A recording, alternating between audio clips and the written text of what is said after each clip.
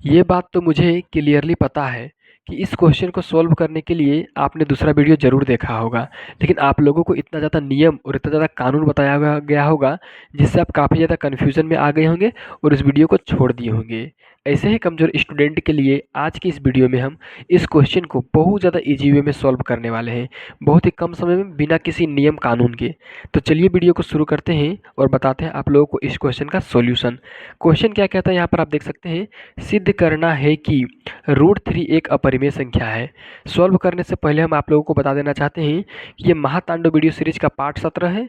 ये जो क्वेश्चन है, ये क्वेश्चन बोर्ड परीक्षा 2025 के लिए MVVI है, बहुत बहुत इंपॉर्टेंट है, यानी कि मोस्ट वेरी वेरी इंपॉर्टेंट है।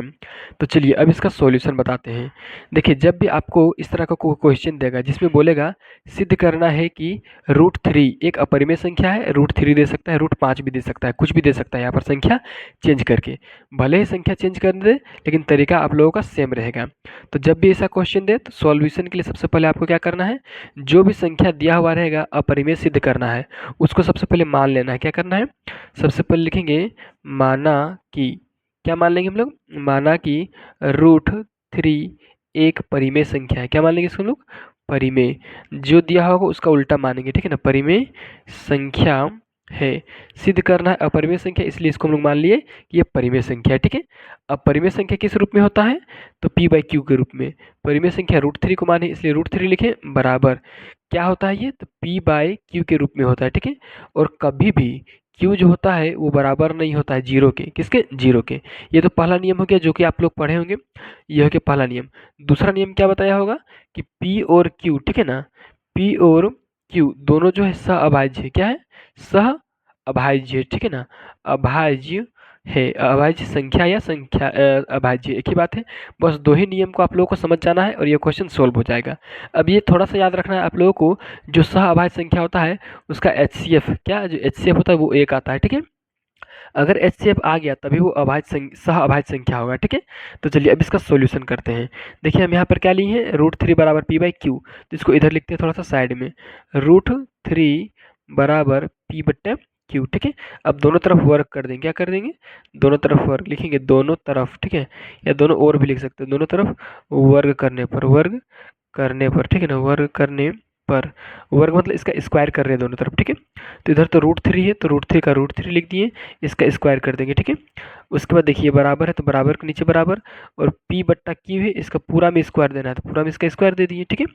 अब यहाँ पर आप ध्यान से देखिए, जब √3 का स्क्वायर है, तो जब ऐसा पद रहता है जिसमें इस रूट भी और स्क्वायर भी है, तो स्क्वायर के साथ रूट एक साथ हट जाता है। कैसे हटता है वो अलग की बात है, जल्दी सॉल्व कीजिए इसको, हम उसमें ध्यान देंगे। तो 3 हो जाएगा यहाँ पे, रूट स्क्वायर हटेगा तो, और ये p का भी स्क्वायर है और ये q का भी स्क्वायर है, तो दोनों का स्क्वायर हम लगा दिए यहाँ पर, ठीक है।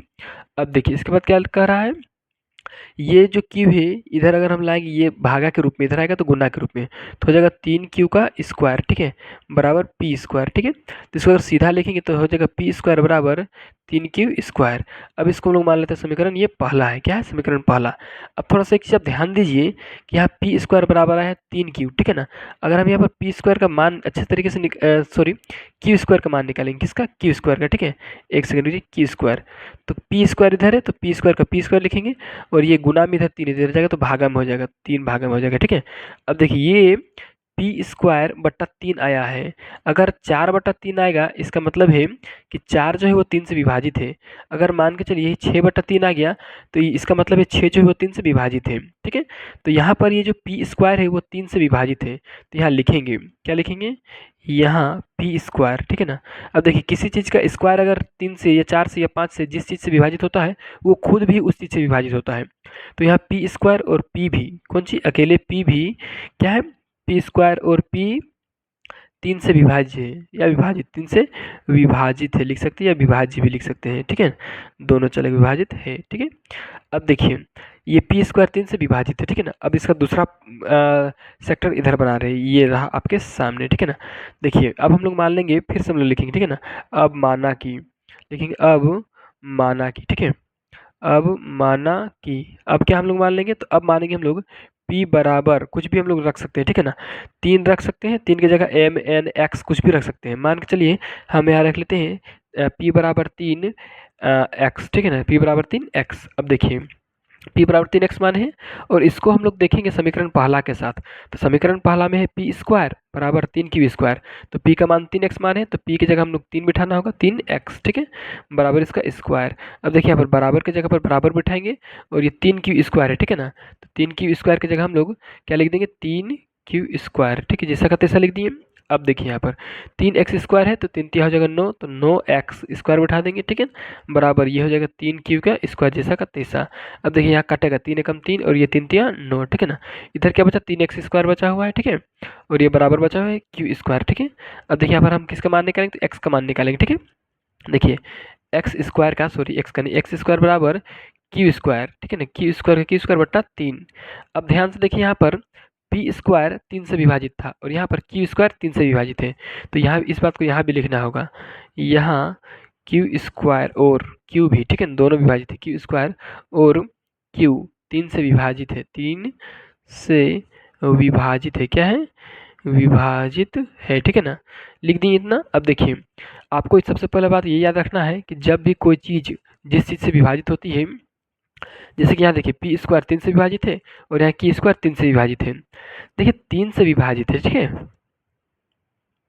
देखिए इसमें अगर हम इसका HCF निकालेंगे, क्या निकालेंगे हम लोग, HCF, तो इसका 3 निकलेगा, कितना निकलेगा, 3, एक इसका कभी भी नहीं निकलेगा। और इसका भी अगर हम क्या निकालेंगे HCF, तो इसका भी एक नहीं निकलेगा, ठीक है ना, एक के बराबर नहीं है, ठीक है ना, HCF इसका एक के बराबर नहीं है, ठीक है। अब देखिए जब भी इसका HCF एक नहीं रहेगा, तो वो सहअभाज्य संख्या नहीं होगा। देखिए ऊपर में हम लोग क्या माने थे, ऊपर में हम लोग माने थे कि p/q जो है एक सहअभाज्य संख्या है, ठीक है ना। जब सहअभाज्य संख्या रहेगा तभी वो परिमेय संख्या होगा, ऐसा हम लोग माने थे। अब ये बात यहाँ पर गलत हो गया, ये बात क्या हो गया गलत, HCF 3 आ गया, ठीक है ना, HCF एक नहीं है। जब HCF एक नहीं रहेगा तो ये सहअभाज्य संख्या नहीं रहेगा, क्या नहीं रहेगा, तो p/q सहअभाज्य संख्या नहीं रहेगा। जब p/q सहअभाज्य संख्या नहीं है, इसका मतलब परिमेय संख्या भी नहीं है, इसका मतलब क्या है, वो अपरिमेय संख्या है, ठीक है। जब परिमेय संख्या नहीं रहेगा तो अपरिमेय संख्या रहेगा, ठीक है। तो इस प्रकार से ये सिद्ध हुआ, क्या सिद्ध हुआ, कि लिख देंगे अतः √3 एक क्या है, तो एक अपरिमेय संख्या है, अपरिमेय संख्या है, यहाँ लिख देंगे, ठीक है ना, अपरिमेय संख्या है, ठीक है। इस प्रकार से इसका आंसर कंप्लीट हुआ, ये हो गया आप लोग का प्रूफ। इस प्रकार से हम वेरी वेरी इंपॉर्टेंट क्वेश्चन का सारा वीडियो अपलोड कर रहे हैं। अगर आपको इस प्रकार का वीडियो और भी देखना है तो जल्दी से इस वीडियो को लाइक कीजिए और चैनल को सब्सक्राइब करके बेल आइकन दबा लीजिए।